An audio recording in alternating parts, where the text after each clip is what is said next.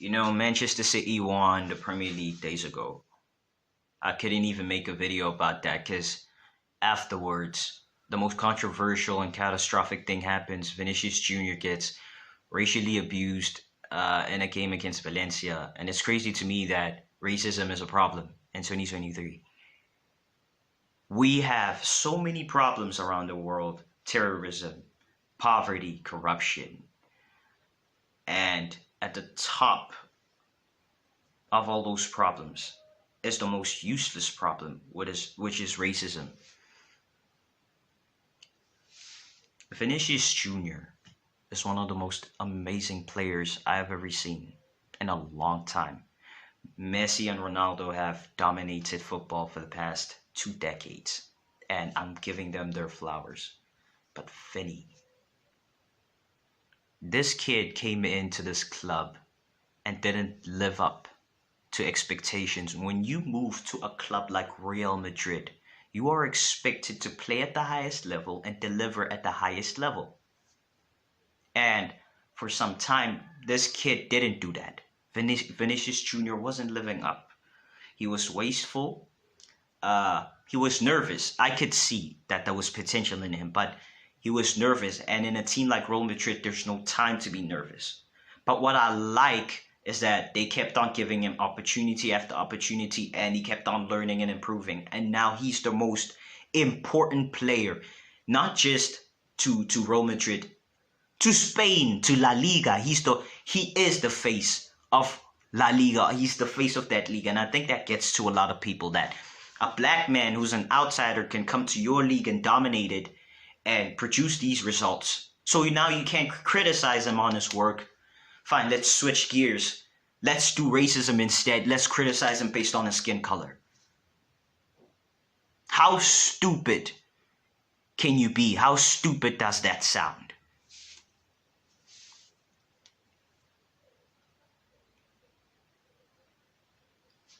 That's the heartbreaking thing about playing in Europe. Is that when you're playing in one of these big clubs, if you do not live up to expectation, obviously there's criticism that follows after that, but it's worse when you're black. Because you're not just criticized on what you did on the pitch, you're criticized because of the color of your skin. If I'm a football player and I had a bad match today, fine. I can take that criticism, I can take that hate, but when you cross a line and now you make this thing personal and you start racially abusing me, that's not just going to affect me on the pitch, it's affecting me emotionally, it's affecting me psychologically. It might even affect my family. So now we had Valencia fans chanting, I don't even want to mention what they were saying. They were chanting racist terms towards Vinny that I'm not going to mention. It's crazy to me that adults can chant such words in front of the child.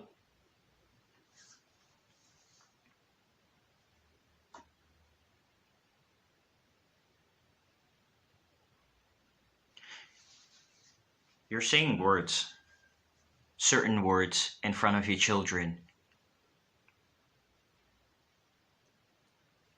That child is going to go to school tomorrow and see another black child and think that it's okay to say such words.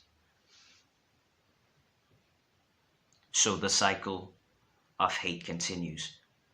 It comes from the adults to the children to their children. So this racist cycle never ends. This hatred amongst colored people, it never ends. And that hurts me. I'm a person who likes to live in the moment, and some things are just not worth it. Racism is just not worth it. You know, the way people are so racist, you think they're getting paid. to be racist. The way they practice racism, the way there's so much hatred amongst colored people, you think that they're getting paid for this. They live this, they live for this. It's like this is their sole purpose, to discriminate and downgrade people of color. There have been a lot of amazing players this season. Wan-Bissaka, Saka, Rashford, Akanji, Victor Osimhen led Napoli to a Serie A over how many years? I don't even know when last Napoli won Serie A. But Victor Osimhen was instrumental. And even when he was out on injury for the UEFA Champions League match, him not being there, it was felt by the team, and ultimately Napoli got knocked out of the Champions League because their star boy wasn't there. Their star boy, who's a black man, wasn't there.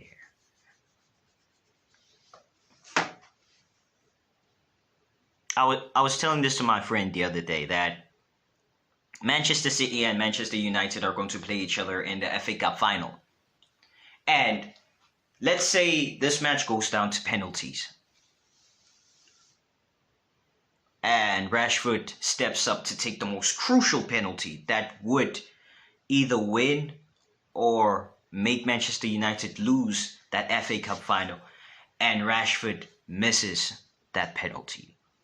What do you think is going to happen to him afterwards? I mean, sure, he's going to walk around the pitch with the players clapping their hands towards the fan. Thank you for coming to Wembley. Thank you for the support. I'm sorry I disappointed you. He's going to cry and all of that. But afterwards, on social media, they're going to come for him. That racism that's been sleeping is going to resurface. It's happened before. To Saka in the Euros when he missed a penalty. It will happen again. Do you know what's the difference between England and Spain? England does their racism on the internet. They do it behind closed doors. In Spain, they show it. They're not afraid to show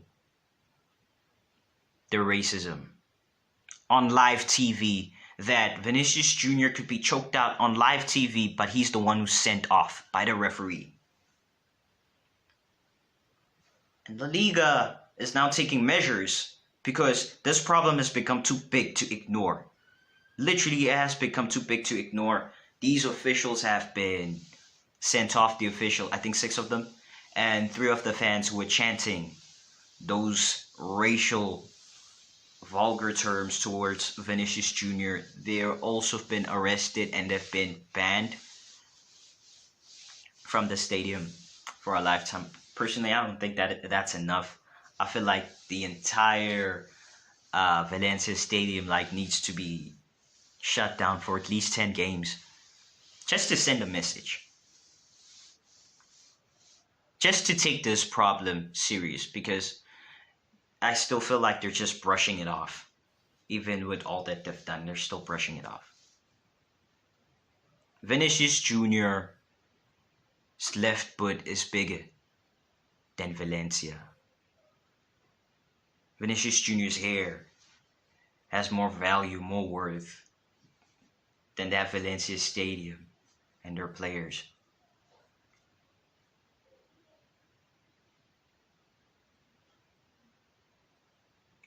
It just is.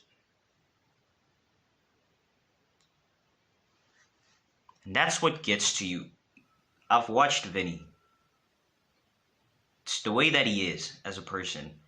When he gets tackled, when a decision by the referee doesn't go his way, he would always smile afterwards. He would always laugh. And I would think that's just the kind of person that he is. But then I realized, when you're playing in La Liga in Spain, in such a hostile league, you have to laugh. If you don't laugh, you will lose your mind. You will lose your sanity. You have to laugh, you have to smile. Especially if you're black.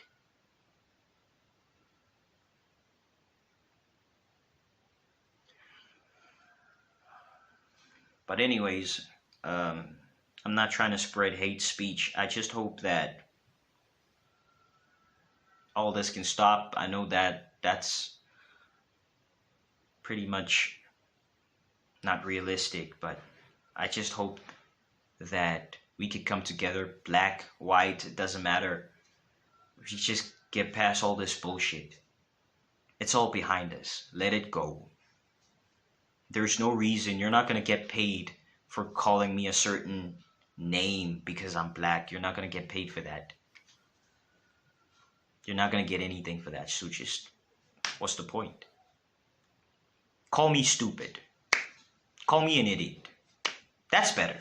That's better. It's still hate speech, but I think it's better than calling me a certain... I'm not even gonna mention it on cause I would get emotional. But I just hope we can move past the bullshit and we can play football. We all came for one thing. We all, at the end of the day, we all love one thing, and that's football. We all love the game, so let's just enjoy it. If you made it to the end of the video, I appreciate you, and I hope to see you on the next video. Probably the FA Cup final or Chelsea and United. Who knows? But that game probably is going to end in a draw. As bad as Chelsea are, I think United are going to beat them. It's this weird thing where you just can't beat a team, no matter how bad they are, because you have this chemistry. Whether that team always beats you or you always draw with that team. You just can't get rid of that. You see how bad Bayern are? They could still whoop Barcelona. And if they don't win the Bundesliga, Barcelona will pay for it next season. But anyways, I will see you guys on the next video. Please like and subscribe. Subscribe to my channel. And I will see you on the next video. I'm out.